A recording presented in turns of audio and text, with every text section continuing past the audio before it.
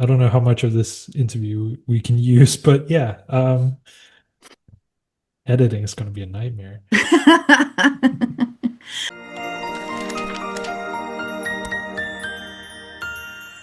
Yo! Today I'm talking with Dosei, the pen name of Danish author Kristoffer Pauly, and this conversation is going to hit a little bit different if you're into LitRPG and Isekai fiction. Little bit that you should know before we dive in, Kristoffer grew up in a small village in Denmark, spending his childhood playing in nature with nothing but sticks and an endless imagination. And here's the thing, he never lost that imagination. At 17, he started channeling that into writing, and now he's the author behind Madman Apocalypse, Isekai Exorcist, and a growing collection of stories that blend LitRPG mechanics and genuine heart. When he's not writing, he's studying to become a programmer, which tracks when you see how he structures his magic systems and progression mechanics. He's also an avid reader, gamer, and anime fan, the kind of creator who understands the genres he's writing because he lives and breathes them. In this interview, we're going to talk about his approach to crafting LitRPG and Isekai stories, what it takes to balance game mechanics with compelling character arcs, how his background in programming influences his world building, and what readers can expect from his upcoming projects. So, let's get into it. So let's go ahead and get started. Why don't you tell us a bit about yourself? What do you want us to know? What weird quirks do you have? Talk to us. I have a lot of weird quirks. Do it. Tell us. Dive in. So I'm 31 and I'm from Denmark. But the reason why I have a little bit of an American accent is because I used to play a lot of online games with people from North America, and then it kind of rubbed off on me like a infectious disease. Thanks. No, it's probably better than the native Danish accent. It's pretty bad. But yeah, like I like to do stuff with my hands when I'm not writing. So like baking and cooking and stuff like that. Also used to be really into like woodworking. Oh, that's cool. Yeah. So I used to go to my grandfather's shed and do woodworking. It's like if you're from Scandinavia, like most people would immediately think of this Swedish series that's called Emil, where like where this kid always goes to the shed to make wooden tools whenever his parents are upset at him. So anyway, one coping mechanism. Yeah, I'm gonna exactly. make a tool. Screw you, mom and dad. I mean, I'm not very good at it, but I think it's fun. I also used to like drawing quite a lot, but I don't really do that anymore. Now I pay people to do it. Yeah, I routinely when I design my covers, I routinely make stick figures, and I'm like, here, make this look good. This is vaguely what I want. Work your artistry magic. Oh man, I should show you some of the ones I've done. They're so bad. Send it. I will include it in this interview. Okay, I'm sending it. You're gonna regret that. I'm sure it'll be great. I'm excited. They're really ugly. I'll find them though. I'll find them. I'm sure they're a lot better than you're giving yourself credit for. I You're like, nah. Sure. No. Trust me on this one. Oh man. Okay, I'm sending you some really awful cover attempts here. I'm so excited. Yours look way better than mine ever did. I wonder if I even have those saved. I'll have to find them. And if I do, I will also include mine. So yeah, let's put them up for comparison. So what is your latest book? Do you want to talk about? I know you've had a couple of releases, right? So yeah, I have technically 3 different series out on Amazon. But my latest book is still only on Royal Road. That one's called Loop Shard, or Loops Hard, some people call it, which is very frustrating. That's not how you read it. But yeah, Loops Hard is pretty funny as a title. It's like, yeah, they keep doing it, and I can't make them stop. Just surrender. It's an ongoing issue. Yeah. Just surrender to it. You can't stop it. But yeah, so it's like as the title says, it's a time looper, and it's got roguelike elements in it, which are like, it's like a subgenre of like certain type of games. Like it's basically like where each run you have like different what do you call it, like different things show up and things are slightly different in placement. In yeah, it's basically like a like recently a quite popular game genre. Like you have a lot of like action roguelikes, such as like Hades and Vampire Survivors. Yeah, there's quite a lot of games, which is what inspired it. Yeah.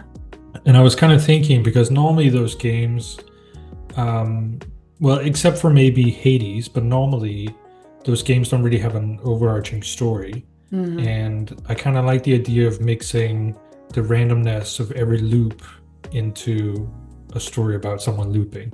Yeah.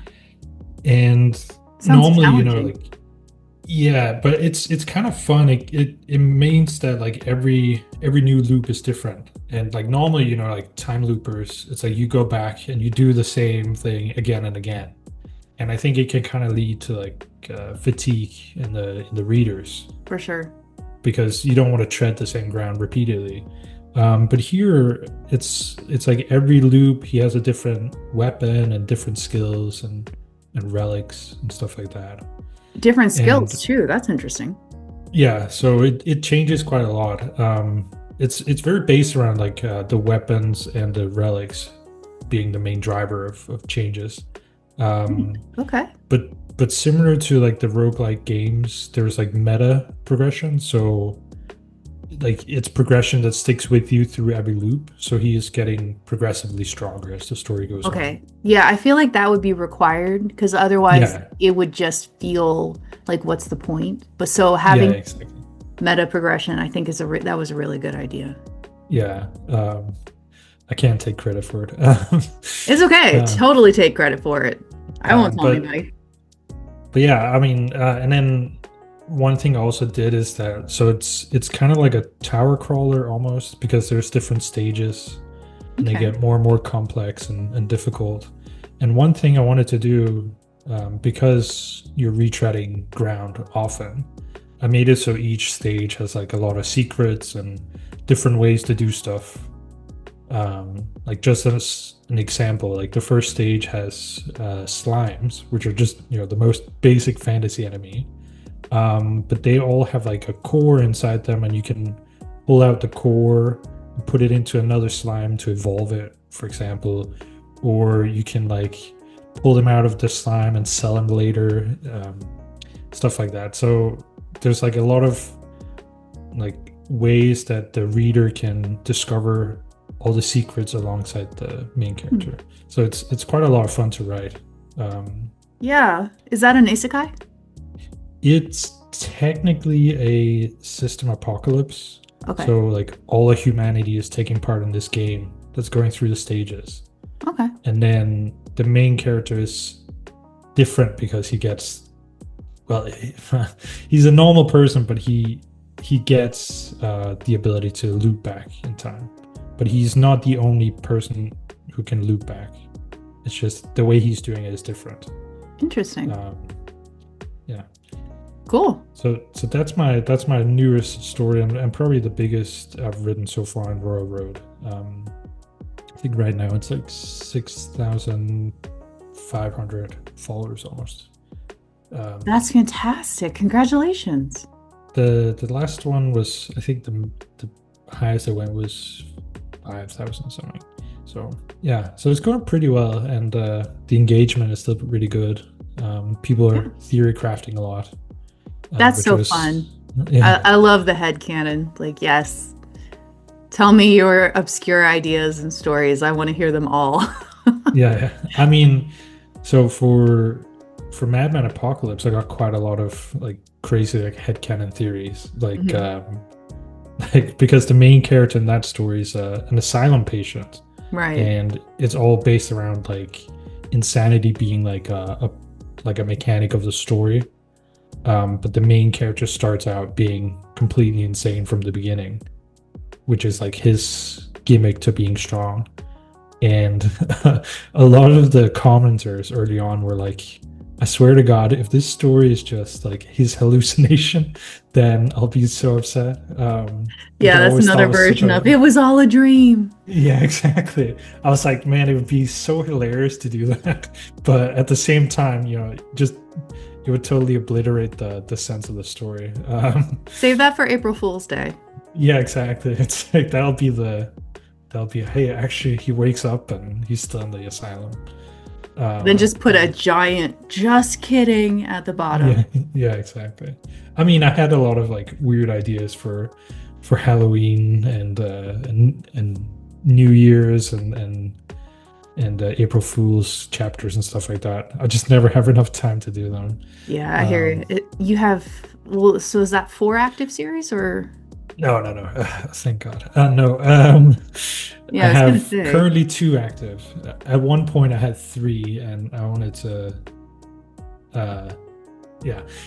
It was. No, I get awful. That. I'm there right now, so I get that. Yeah, the way I handle that really is just I relegate like 1 or 2 weeks to one story, and then the rest of the time to the other story. So right now I have Madman Apocalypse book 3 going on Royal Road, and then I have Loop Shard book 3 as well. Nice. But I'm mostly writing on Loop Shard, even though I kind of have to finish book 3 of Madman before January. Deadlines. Yeah, exactly. Yeah, no, I feel you. So would you want me to, which of your book, I guess I could look at all of them for the first looks. Is there any in particular you want me to look at and share on the channel? I think honestly, like as much as it's fun to write Madman Apocalypse and Loop Shard, I think honestly Isekai Exorcist might be the better story I've written. But I think I managed to nail like a pretty good character growth with Isekai Exorcist.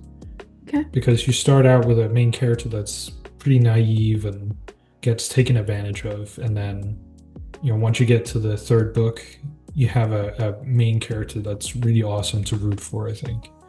Okay. I really like those stories because you can always look back and you go, man, I'm actually really proud of where this character came from and how he got here. And it's kind of cool, I think, because there's no one in real life that's like they start out as a cool person. Like either they're faking it or they've gone through all the struggle to get there. It's true. Yeah. I mean, a lot of lessons you got to learn the hard way, and you got to make the mistakes and get hurt. And sometimes you hurt others and you have to make amends. And life is growth. But that's kind of like, those are my favorite characters to write, just because I think it's like, it's very cathartic for me to write those kind of characters, because I feel like I was always kind of like, how do you say, like I've always been like very introverted and like struggled to connect to people. And I feel like at the point in my life now, like where I'm 31, I feel like I've gotten to a point where I'm really proud of myself as a person and like the things I've accomplished. Good. Yeah, and I think it's really cool that like I started writing when I was 17, and as everyone does, they're like, it's a bad time investment. You're not gonna make a living off of this, and you hear all those things like, what's your backup plan when it doesn't work out and stuff like that. And then to like look at what I've accomplished now, like last year I could call myself a full-time writer based on just how much I made, which was really cool. Congratulations. This year was a little bit harder. But it's a very hit and miss when you're a writer. So it is hard. People think we're like rolling in money, and it's like, no. This shit's difficult. It's like you need to be so good at so many things. Yeah, exactly. So it's not just writing, it's not just the art, it's not just the craft, it's the business. And a lot of times when you self-publish, it's also the marketing, it's also the formatting, it's the publishing side of it. There's so much to do, and the income, the revenue is so inconsistent, and the costs are surprisingly high.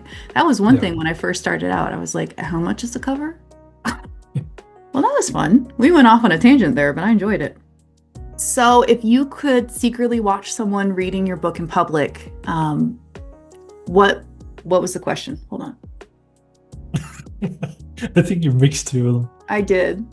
If you could secretly watch someone's face while they read one specific scene, which page would it be? Which page would it be? What scene would it be? Not what page. Which scene? Oh, you're right. I didn't even catch that. That's why I was staring at it like, this isn't right. Page 223. Yes. Okay. That's all the answer I need. Yeah. Page 223. Yeah. But yeah, so if you could secretly watch someone read a specific scene, what scene would that be? So for the ending of Madman Apocalypse 2, book 2, I had my agent make like a comic adaptation of the ending, which was really cool. And I didn't tell anyone. I hinted to it. No one noticed. Maybe I made the hints too hard. But yeah, so the last chapter on Royal Road, it's like a normal chapter, and then suddenly it just becomes a comic book for like the ending. That's really cool. I think it really blew everyone's minds, but I would have loved to like watch someone read it for the first time, just to be like, what? my web novel became a web comic suddenly. Yeah. I bet they loved that though. I mean, that's so cool. It was it was very popular. So my agent, or our agent, is a former webtoon acquisition specialist. Mm-hmm. So he has his own little webcomic team that he sometimes uses. Yeah, I think that's so cool. Yeah, so I opened the soda. How dare! I relied on him for that. It was really cool, and it forced me to do something I don't normally do, which is plan out far ahead into the future. So you're one of the pantsers. Oh, there's a lot of us. We are legion. Yeah, it's really bad. Like, I'll have like an idea, and then I'm a little bit ADD, so my mind goes like, let's explore over here, and then that becomes the whole story. Yeah. I was like, weren't we supposed to go here? Yeah. But I mean, it's fun to be able to write like that, but I do sometimes just kind of lose the thread a little bit. It can be tough. Yeah. Yeah. There's pros and cons to both sides. Like, I'm a planner, I'm an architect, as Martin calls it. And there's sometimes where I'm like, but I want to do something different. And it can be really difficult to explore that creative impulsivity and spontaneity when you are, an architect. But one of my favorite scenes from Wraithblade Book 1, I completely pantsed. Right down to lore. It's something that became lore and became integral in the later series. Complete improvisation. And it was one of the best scenes, I think, from Book 1. So I think it's about finding a balance between the two. Yeah, I don't know. I struggle to do like an organized plot. Like, I always try, and then I'm like, yeah, but I want to do this suddenly. But sometimes it's too flexible. It's like you can bend back too far, and then suddenly you have a herniated disc or something. This escalated quickly. Yeah.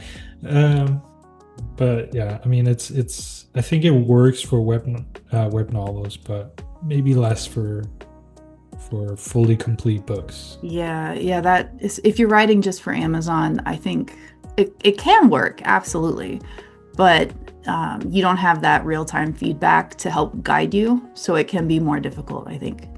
Yeah. So what is the most touching message you've ever gotten from a reader?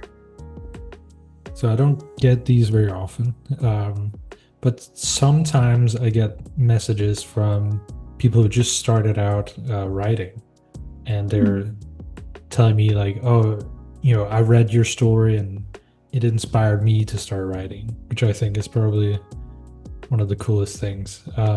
What a great feeling. Because I remember when I read a book and I was like, I want to start writing.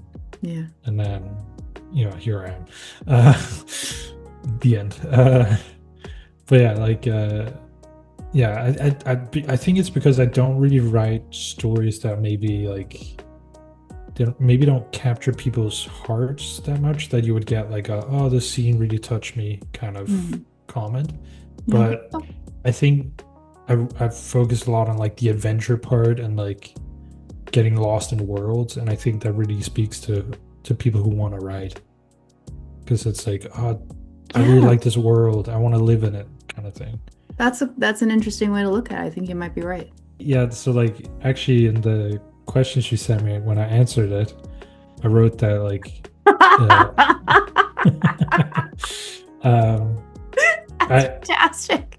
I got some pretty crazy ones on that one. Because it was such a evil main character and people are like really rooting for him. Like, no guys, please, this is wrong. Like, I need you to have empathy for him, but not this much. Yeah, this exactly. is too much empathy. And honestly, like, we were talking about like pantsing the story, but like part of how the character changed in that story was me like reacting to people getting a little bit too on board with this like horrible main character. Oh my god. And I made him human and made him find his emotions. That was his character growth. Okay. But yeah, I got quite a lot of people who are like, oh man, this is my favorite story you've written. And every time I hear it, I cringe a little bit, because it's like, I know they probably really like the main character. It's like, oh, it's so cool how he's cutting up people and turning them into monsters. It's like, guys, I think you're missing the point. Guys, you okay? It's like, is everyone okay? Do we need to have a powwow here? It's really the kind of story where like, for me, it was my first story on Royal Road, and it's the kind of story that builds kind of like a weird cult following. Where people are like, oh, I'm really into this setting. I'm like, it's like the most grim, dark, evil thing you could imagine. You're like, oh, I love this. I want to live in this world.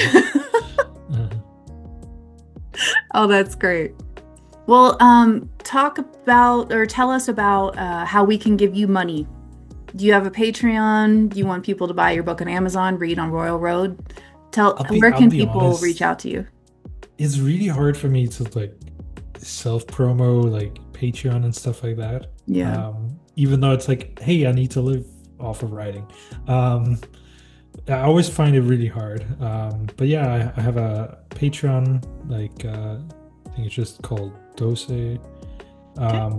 And otherwise, I'm on Amazon either as Dosei or as Kristoffer Pauly, which is my real name. You told us your real name. Yeah, I know. It's almost like it isn't already on Amazon. I made that mistake. I have currently 5 books out on Amazon. I have That's Father great. Of Monstrosity, which is really dark, like a body horror villain story. Then I have Madman Apocalypse, which is like a system apocalypse story similar to Dungeon Crawler Carl, except like with a focus on insanity and it's kind of like the main character constantly breaks the system and like basically subverts all the rules, which is kind of funny to a lot of readers apparently. And then I have Isekai Exorcist, where book 2 just came out this month. Congratulations. Everybody go buy a copy. I'm really proud of that story. It hasn't really taken off on Amazon, but what can you do? But yeah, it's about this Japanese guy who gets transported to another world, and he's not the only one who's transported to this world. And like everyone else who's transported there, he ends up getting a role assigned to him, and he gets Exorcist, which is accompanied by very terrible luck and misfortune. But it turns into a supernatural, paranormal detective kind of story, because he goes around and has to find out what kind of monsters he's dealing with, how to exorcise them. And cool. There ends up being quite a big focus on like his party he ends up teaming up with and various mysteries and stuff like that. I think it's a fun premise. Okay. Neat. Yeah. All right, and then I'm currently writing on Royal Road. Yes, definitely. We'll make sure everybody heads out that way and looks at that. All right. Well, thank you so much for being on. And I will make sure everybody has all the links to give you lots and lots of money, since you feel weird asking for it. Yeah, I don't know. It's just like, maybe it's because I'm Danish. I don't know. We have like a thing that's called Jantelov, which is like a law about how you're no better than anyone else. And it's probably like the source of the egalitarian kind of society we have. But yeah, it just makes me like feel weird asking people for money, even though it's like, well, that's what a job is. Yeah, it's what a job is. Yeah, it's harder when you're an entrepreneur, because you have to be like, please give me money on a regular basis, whereas with a day job, they just give you the money. You don't have to ask for it. But thank you for being here, and hopefully we can have you on again another time. All right, that's everything for today. I really enjoyed getting to know Kristoffer and hearing about his creative process. There's something refreshing about talking with an author who comes from such a genuine love of the genres that they write in. Someone who understands what makes Isekai work because they're a fan first. So if you want to check out his books, follow him for updates on new releases, or read his unpublished stories on Royal Road. All of those links are in the description box below. Thanks for watching, and I will see you in the next one.